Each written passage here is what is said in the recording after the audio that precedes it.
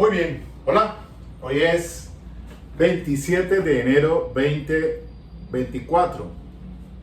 Unos días allí ausente porque estuve en las Corralejas del 20 de enero en Sincelejo. 5 días, súper espectacular, es de las cosas que más me gustan. Y volví pues justamente, regresé esta semana y entré pues a la audiencia de Johnny Rodolfo Leal el pasado 25 de enero, hace 2 días. La continuación del juicio oral. Allí se dieron algunas cosas que voy a hacer referencia a ellas, no tanto en este momento, sino en otras sesiones, sobre todo el tema ese del interrogatorio y el contrainterrogatorio. Insisto, el gran problema de nosotros los abogados defensores en el juicio oral es la falta de esa técnica. Y ahí nos rajamos. No fue la excepción. Vi a Daniel Felipe Peña, el abogado de Jonier, que estaba dando traspiés con el interrogatorio de José Jair, el conductor, después del de Héctor Izquierdo, un fotógrafo, no investigador de criminalística, sino fotógrafo, que fue también llamado, pues, y el último testigo que se recibió también virtualmente, porque esos dos se hicieron virtuales, a excepción de el conductor, José Jair, que fue presencial, otro que también vendía los productos a Jonier y a Mauricio, sobre todo esa creatina y todas las cosas que utilizan para esos fines cosméticos. Pero dejémoslo en stand-by. Por el momento, retomando todo este tema tan importante de la investigación criminal, es que les insistí en varias sesiones sobre 3 obras que se las recomiendo para la lectura, y tiene que ver pues con investigaciones. Que quiera incursionar después de que termine sus estudios como abogado y quiera ser investigador adscrito a la Fiscalía General de la Nación, pues tiene que darse a la tarea de estudiar, y la literatura universal es muy importante. Por eso le hice referencia a 3 libritos por allí, como pues son el de Los crímenes de la calle Morgue de Edgar Allan Poe, también el de un librito, una novela de Arthur Conan Doyle, sobre pues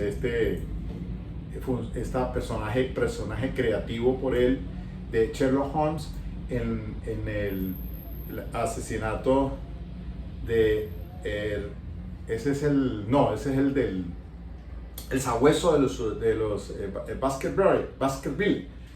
Y hay otro de Agatha Christie, que ese sí, el asesinato de Roger Ackroyd. 3 obras interesantísimas.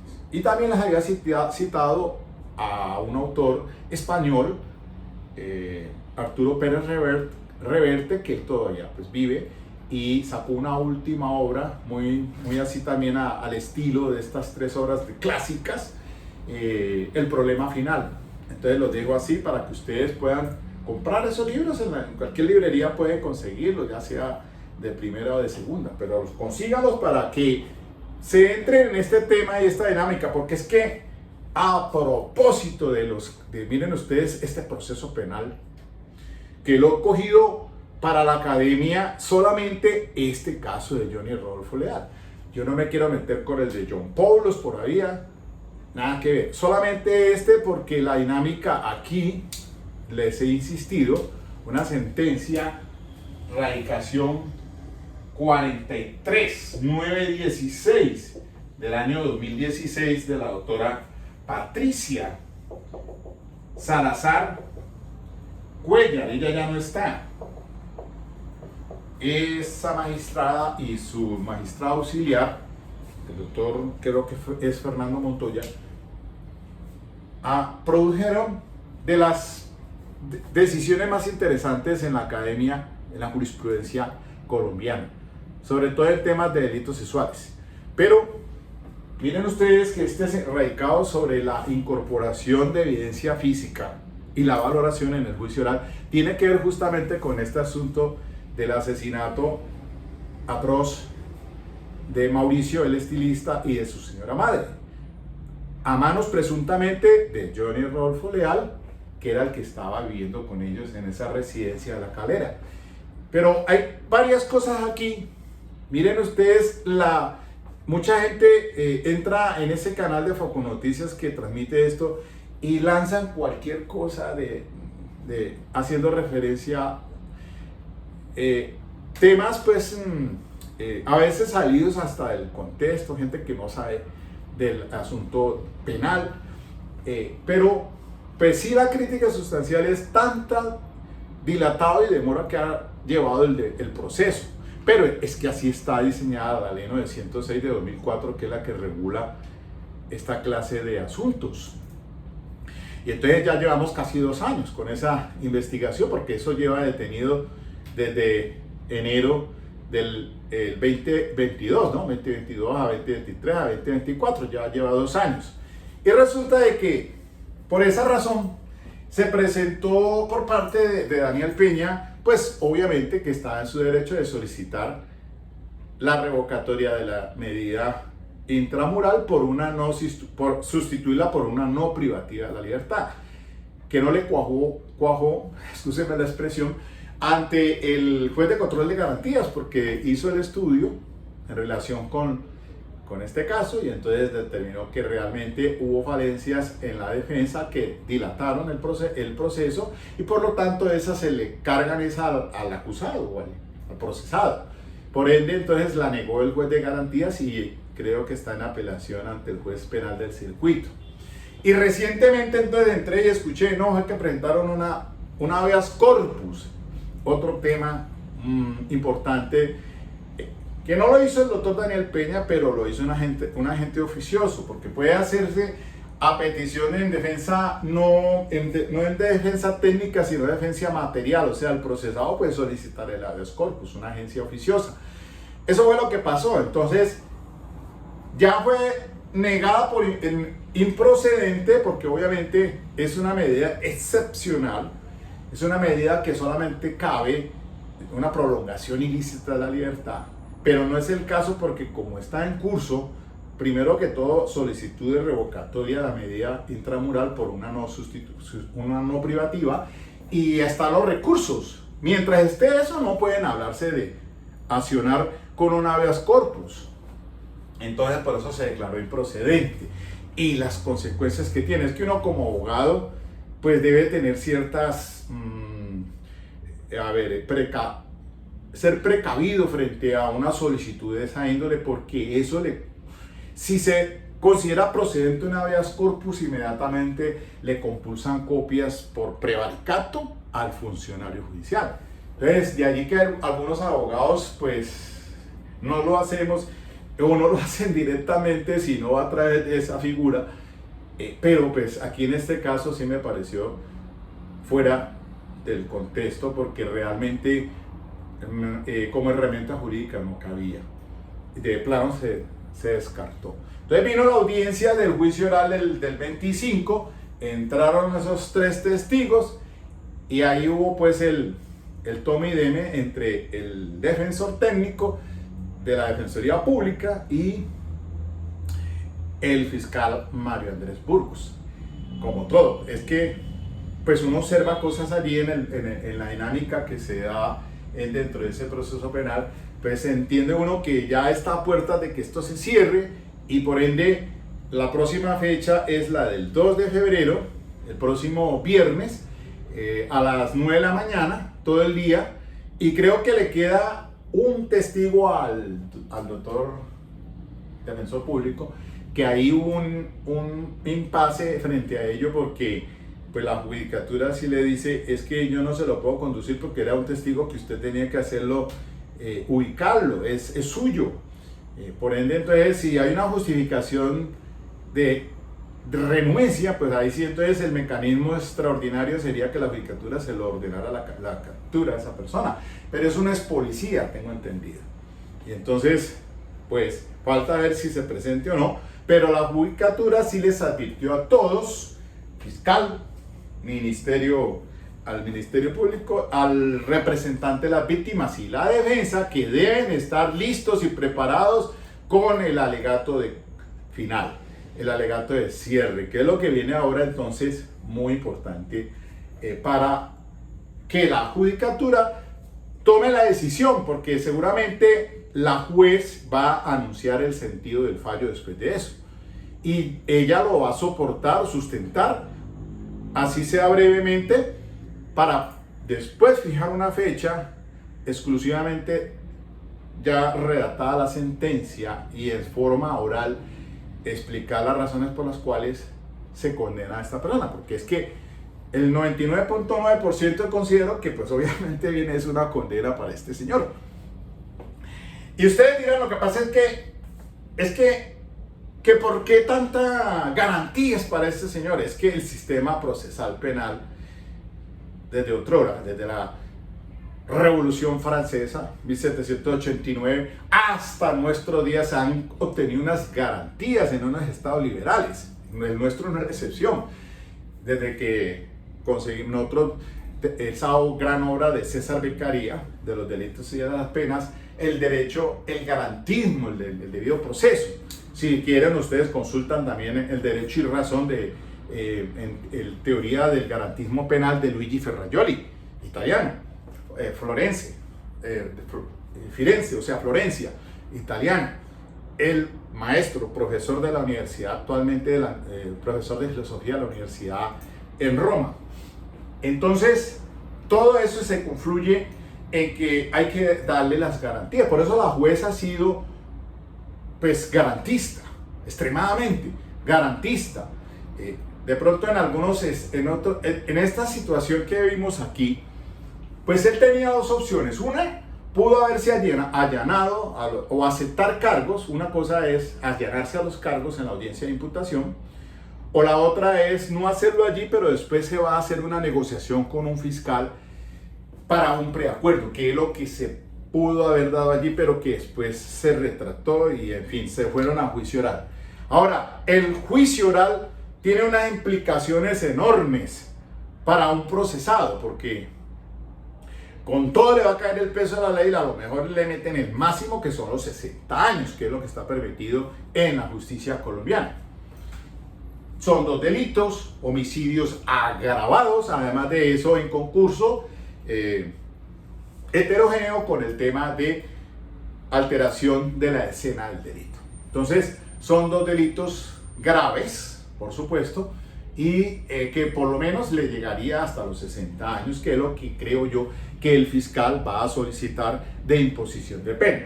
Nosotros tenemos un procedimiento penal, un proceso penal que entró en la ley 906 de 2004, confluye pues con el tema de nuestro sistema penal de tendencia acusatoria, cuando hubo la reforma con el acto legislativo 02 del 2003, al artículo 250 supraconstitucional, para poder darle cabida entonces al sistema acusatorio. Pero viene diseñado de tal forma que se conoce como una justicia premial, pero no quiere decir que una regalía de penas a diestra y siniestra, sino que se propugna es por que se administre justicia proporcional, equitativa, frente al daño causado a las víctimas.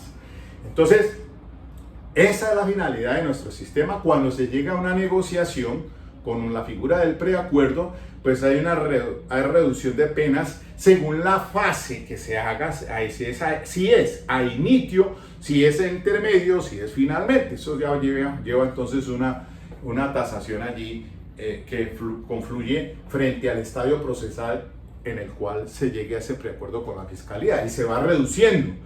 Decimos nosotros que hasta el 50%, si no es situación de flagrancia de delito, como en este caso. Por eso entonces se hablaba de que el señor Johnny Leal podía haber recibido una pena de diga usted máximo 30 años, si hubiera preacordado, pero ahora pues la cosa es diferente. Entonces, esto nos da pues a pensar y a reflexionar muchas cosas de la reforma a la administración de justicia muy posiblemente que se viene, porque es que, miren ustedes, yo por ejemplo observo el tema de la audiencia de acusación. Cuando se pasa el proceso, el fiscal que conoce en garantías, o sea, cuando se da la legalización de captura, la imputación y la medida de aseguramiento, si no hay aceptación de cargos, entonces el caso pasaría a un fiscal que le asignen y a un juez penal de circuito que le asignen. De contera, entonces, el proceso tiene esa fase de la audiencia de acusación, después la preparatoria y el juicio oral. Y eso es lo que vemos aquí nosotros en el lapso casi de un año, desde el año pasado, 2023, que comenzó este juicio oral, y iríamos ya casi para un año en ese juicio. Entonces, para un sistema que de pronto, comparándolo con el procedimiento abreviado, que en ese sí se le entrega un escrito de acusación, como es el indictment, digamos, en Norteamérica, en Estados Unidos. Allá le entregan el indictment. Entonces, tenga usted, este es el escrito de acusación, como pasa en el procedimiento abreviado. Es más expedito. Tenga. Ya le entregan ese escrito de acusación, incluso en la audiencia de medida, cuando se dan las pristinas diligencias. En procedimiento abreviado, le tengan, este es el escrito de acusación ya. Tenga, defiéndase de esto.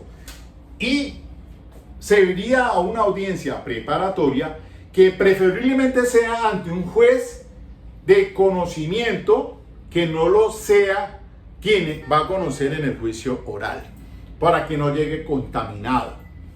Creería yo que sería una forma de escindir un juez que conozca de preparatoria para que haga la depuración de la prueba que se va a ir a juicio oral, y otro juez que conozca ya de esos elementos materiales probatorios que le van a llegar allá al juicio oral. Y entonces él no llega contaminado. Simplemente el juez de conocimiento del juicio oral pues está advertido de que el delito que se va a juzgar, y entonces empieza a hacer lo propio. Y eso paralelo, diga usted, en Estados Unidos para ciertos delitos también pasa eso, porque cuando llegan a juicio oral con un juez, pero con jurado, ese jurado de conciencia viene ajeno de todo. Y cuando se dicta entonces la sentencia, es fundamentalmente con todo lo que entre al juicio oral. Entonces, esa experiencia nos deja ahora nosotros en este caso de Johnny Rodolfo Leal. Porque si es para un solo caso, imagínese un juez con esa carga laboral, como en este caso la juez 55 penal de circuito, una carga laboral excesiva de trabajo. Lo mismo de seguro para Mario Burgos, porque ahora tiene no solamente el chicharrón del hijo de Petro, y este también, y otros tantos, me imagino yo que, acuérdense en el asesinato del fiscal argentino, también le tocó. Entonces, son asuntos de envergadura, que obviamente eso, pues para un funcionario, uno solo es complicado. No solamente que se enferma, se estresa. Yo diría, antes es que he visto a la juez en este caso muy diplomática, muy equitativa en su personalidad. Pero bueno, entonces, eso nos lleva a replantear una reforma a la administración de justicia, pensaría yo. Necesaria para que se agilicen por lo menos esos juicios orales. Porque pasa esto, vencimiento de términos, y entonces empiezan siempre a echarle la culpa a la defensa. Es que la defensa es solamente tratando de que se venzan los términos para que se vaya en libertad esa persona. Pero entiendan, es que cada uno tiene su rol. El fiscal tiene su rol, el defensor tiene el suyo, el del Ministerio Público también, y el representante de víctimas igual. Y lo mismo pasa con la juez. Todos tienen una función independiente un rol que desarrollar en estos procesos. Bueno, pero entonces voy a dejar la crítica sustancial en el tema de esos interrogatorios y el contrainterrogatorios, porque allí la gran problemática que existe en esta clase de juicios. Hoy, pues, para ya cerrar el tema y dejarlo para desarrollarlo el próximo lunes, el lunes 29, ojalá antes de que se llegue el 2 de febrero. ¿Cuánto quisiera irme para Bogotá, hombre? Yo ir a ese 2 de febrero, estar allá en esa audiencia a escuchar el alegato de las partes. Ojalá. De pronto sí lo haría. Y entonces, de los libros que les he dicho yo, mire, es que hay algo que se conoce como el método LOCI. Método deductivo de Sherlock Holmes, llamado también. O también ese método LOCI es el palacio de la memoria. Esto es acuñado por Cicerón. Miren, leyendo es que es interesante esto, porque para investigaciones, cuando usted como abogado defensor asuma un caso, tiene que identificar el problema. El fiscal hace lo propio. Él tiene su teoría del caso para desarrollar con sus investigadores, y usted como defensor igual. Tiene que preferiblemente tener una hipótesis y desarrollarla. Entonces, aquí me encuentro con esto. Mire, hay que comprender el problema, primero. Luego tienes que investigar o interrogar. Tercero, hay que desarrollar una hipótesis. Cuarto, tienes que probar esa hipótesis. Quinto, debes validar o invalidar esa hipótesis. Sexto, hay que llegar a una conclusión. Esto no es otra cosa más que un asunto de, lo tengo por acá, sí, según Cicerón le dio ese nombre para memorizar los discursos que iba a dar ante el Senado. Y es que, ¿qué se busca con ello? Ese método de LOCI, también denominado Palacio de los Recuerdos, es un método mnemotécnico que se utiliza para entrenar la memoria humana. Y esto sirve para varias cosas, no solamente para aclarar delitos, sino también, dígase usted, en este caso, para lo que se viene ahora en el alegato de cierre o el alegato final. Usted debe estar preparado mentalmente para hacer un desarrollo de paso a paso de todo lo que se dio en este proceso penal, de esas múltiples testimonios, tanto de peritos. El trabajo que le toca al fiscal va a ser complejo y debe tener una dirección frente a esto. Es más que todo el trabajo de memoria humana para memorizar, entonces, como en un entrenamiento de mnemotécnica, para que usted entonces pueda hablar en el juicio oral, tener esa capacidad de recordar. Y esto nos sirve, no solamente es para investigaciones, sino también para el tema, ¿sabe de qué? De los interrogatorios y los contrainterrogatorios. Ustedes vieron allí, y eso lo explico mejor, con el tema del interrogatorio de la defensa y después del fiscal. El fiscal, para hacer el contrainterrogatorio, debe tener preciso todo lo que preguntó el defensor, y entonces allí debe tener la capacidad de memoria muy fotográfica para poder entonces hacer el contrainterrogatorio. Y lo mismo sirve para el alegato final, porque allí tiene que hacer una extracción de todos los indicios, porque en este caso son hechos indicadores e indicios con los que se va a fundamentar la juez la sentencia, muy probablemente, más allá del convencimiento de toda duda, mejor, no con probabilidad, sino llegando al más allá de toda duda de que el señor Johnny Rodolfo Leal es el responsable del homicidio de Mauricio, su hermano, y su mamá Marlene. Entonces, es muy sencillo. Mire, es que esto encuentro lo siguiente, mire, dice así: recordamos las cosas asociadas a una imagen de entorno y asociadas a emociones. Por eso los hechos sorprendentes o impactantes son más fáciles de recordar que otros. Además, si somos capaces de recordar el lugar donde ocurrió una experiencia, podremos también recordar el resto de detalles. Al parecer, el orden espacial influye determinantemente, por lo que algunos autores los llaman el método de mapa espacial. Claro, y esto lo vimos en el juicio, por lo menos con una testigo que la tengo muy presente, que es una perfiladora criminal. Cuando ella llegó al lugar de los hechos, yo creo que hizo abstracción de qué encontró, qué elemento, qué evidencia física encontró en esa área espacial, temporoespacial. Cuando llegó al juicio fue precisando en su memoria, hablando y diciendo, es que eso fue aquí, acá y acullá. Encontró aquí esa evidencia, encontró más allá esto, y eso permite precisamente entonces que lleve al juicio oral de una manera dinámica a dar una información precisa.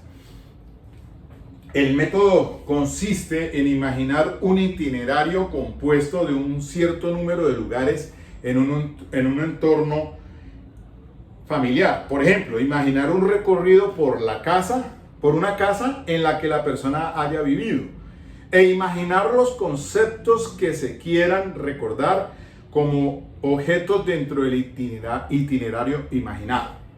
Por ejemplo, y esto lo hago por propia experiencia, mire que apenas me vengo a dar cuenta de esto cuando leo aquí. Por ejemplo, si se desea recordar una lista de productos para comprar en el supermercado, puede imaginar esos productos en uno o más lugares de la casa imaginada. Una vez en el supermercado puede recuperar la lista al recorrer imaginariamente la casa y visualizando los objetos que haya colocado allí anteriormente. Por eso el método Loci viene de un latín, los lugares, del latín, los lugares,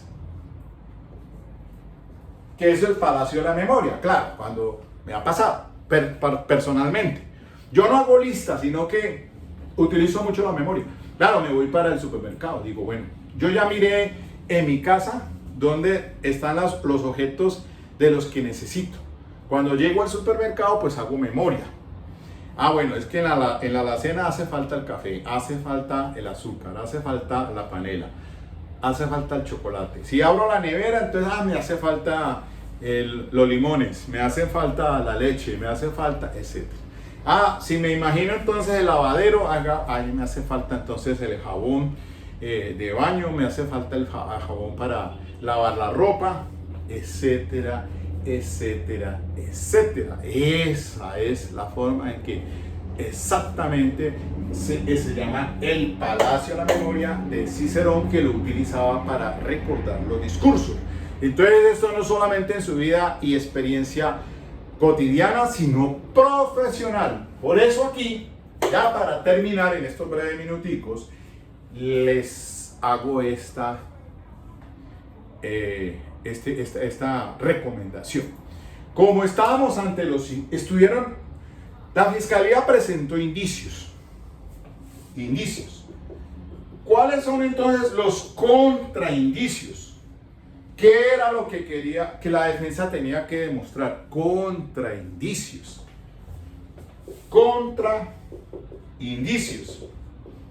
Sí, por ejemplo, con el perito, el doctor Jorge Paredes, se demostró, se llevó a juicio oral por parte del fiscal, diciendo que dentro de nuestra experiencia acá en Colombia, ¿cuáles son las formas de que una persona se suicida? Porque a esa conclusión llegaron los peritos, dijeron, no es un homicidio, fue un homicidio doloso o intencional, violento. no un suicidio, porque así lo presentó como una teoría o lo quiso presentar la defensa. ¿Por qué? Porque cuando escucharon ustedes a este Yair y volvieron y repasaron, es que esa es la cosa que a veces es lo contraproducente de presentar un testigo que vuelve y repita. En este caso lo pidió la defensa, aunque voy a ahondar más y eso y lo voy a dejar para la otra mejor. Una cosa es que se pida un testigo en común y otra cosa es que se haga el contrainterrogatorio a ese testigo después de que el que lo ofreció de manera directa. Pero entonces, si ustedes escucharon a Carlos decir, es que yo entré, vuelve y repite, ¿no? Entonces llegó y entró a la casa y entonces como no estaba abierta la puerta del señor Mauricio, entonces dio la vuelta y por la ventana estaba entreabierta, abrió y encontró la escena del delito. En esas estaba entonces el cuerpo de Mauricio Leal y que tenía un cuchillo aquí así, sostenido con las dos manos. Pues obviamente que cuando ustedes escucharon todo desde la acusación del fiscal y por eso hasta, pues sí, claro, el sarcasmo que utilizó, de decir es que una persona aquí no se suicida y se entierra primero una hoja de un cuchillo que le quedó la hoja dentro del cuerpo y después va para la cocina y se coge otro cuchillo para enterrárselo. Oh, es obvio. Entonces, el doctor Jorge Paredes explica que las formas de suicidio, usualmente en Colombia, pues a las personas se ahorca, se pega un tiro en la cabeza, se toma un veneno, se corta las venas y hay unas estadísticas en las que unos más que otros. Entonces, no es usual que en nuestro medio se hagan el harakiri, como el estilo japonés, que por dignidad se introduce el cuchillo y entonces se hace una rasgadura de izquierda a derecha, si es zurdo, si es derecho, y salen las asas intestinales y quedan expuestas y se muere la persona. Ese es el famoso harakiri. Luego, entonces, si se presentaba un contraindicio de eso, por eso que debía entonces haberse llevado un perito, pero que en este caso, pues no fue posible por falta de recursos económicos del señor Johnny Rodolfo Leal y también porque a la defensa pues le rechazaron ese testigo, el perito de medicina de allá de la Defensoría Pública que quiso llevarlo y que eso tuvo otro toma y deme allí jurídico porque la juez decía que era prueba sobreviviente, etcétera, etcétera. Al fin de cuentas eso no fue permitido ese perito, pero si hubiera entrado el perito, el español, el que pensaban traer, de pronto hubiese sido importante escuchar ese testimonio frente a esos contraindicios, porque pues lo que se quería era de la defensa demostrar que no había sido un homicidio intencional, sino un presunto suicidio, y por ahí entonces se hubiera dado esa dinámica. Otra cuestión que de pronto pues la dejo para la sesión siguiente y es el tema de la seguridad, porque vi que Daniel Felipe Peña pues se enfocó al conductor a una pregunta que no la profundizó más en el tema de la seguridad de la puerta-ventana, por donde entró.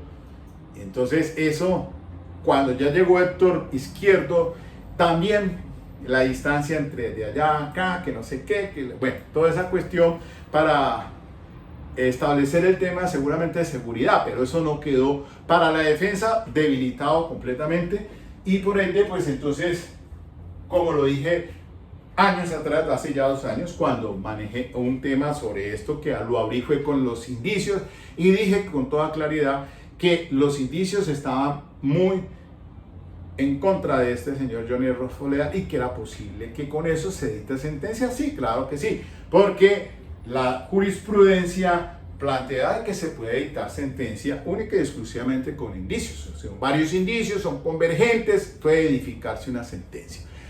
Que por eso es interesante este caso y el radicado que, cerrando con esto, el 43916 del 2016 es muy importante para el tema de las evidencias físicas. Su evidencia física, su incorporación al juicio oral incorporación y su valoración. Ahora entonces estaremos en manos de la judicatura, la juez 55 penal del circuito con funciones de conocimiento al dictar la sentencia condenatoria, muy seguramente, y estoy apuntándole a un 99.9%.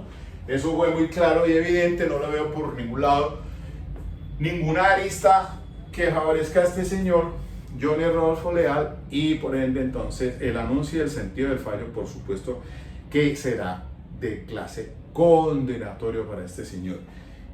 Eso era entonces lo que quería pues explicarles en el día de hoy, socializarles, y pues ya volveré sobre esto el próximo lunes para que miremos entonces qué fallas allí otra vez con el interrogatorio y el contrainterrogatorio, porque es que eso fue la piedra en el zapato para la doctora Ana Juliet, la anterior defensa de confianza, que le dieron palo y rejo por parte del fiscal Mario Andrés Burgos en este caso. Eso fue evidente, que se notó desde mucho tiempo atrás, y entonces ahora lo que queda ya es que esto se cierre finalmente y ya pues se tomen las decisiones judiciales y vendrán los recursos, si es que los presentan. Por lo menos la defensa seguramente pues irá a apelar de esa decisión, ahí no termina, porque esto irá hasta de pronto en casación,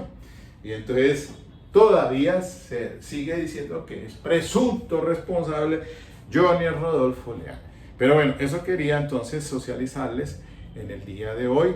Me demoró un poquito, pero quise hoy sábado 27 pues explicar esto, y dejemos entonces para el próximo lunes 29 de enero para seguir. Y recuerda pues que estoy cumpliendo años, ¿no? Ya finalmente estoy cumpliendo 10 años de estar haciendo academia en febrero, desde el 8 de febrero más o menos. Y me estoy leyendo, les recomiendo una lectura muy interesante también para finalizar ya, la de este señor, un gran, extraordinario escritor, Stephen King, norteamericano. Ya me leí el primer librito de él, que es el cementerio de animales. Espectacular, un bestseller. Este Resplandor también, ya lo estoy avanzando en la lectura. Por ahí también tengo It, y él ha sacado uno recientemente, tiene más de 60 libros. Ahora es el autor de estas obras de terror, espectacular. Y quiero que de pronto hay que meterse en la lectura. Mire, es que la lectura es muy importante para uno enriquecerse con vocabulario, y es bueno uno poder manejar un léxico más amplio. Entonces esto lo lleva a uno como a estar mirando el diccionario o por el celular, pues bajando qué significa tal palabra, etcétera, etcétera. Eso es bueno que tengan ustedes como abogados a futuro, van a salir, entonces tengan toda esa capacidad cognitiva, literaria, que puede servir para hasta una argumentación en un determinado caso, que les dé a usted esa facilidad verbal ahora en el sistema de índole acusatorio oral. Bueno, hasta aquí nomás entonces, eso quería decirles. Buen fin de semana. Chao.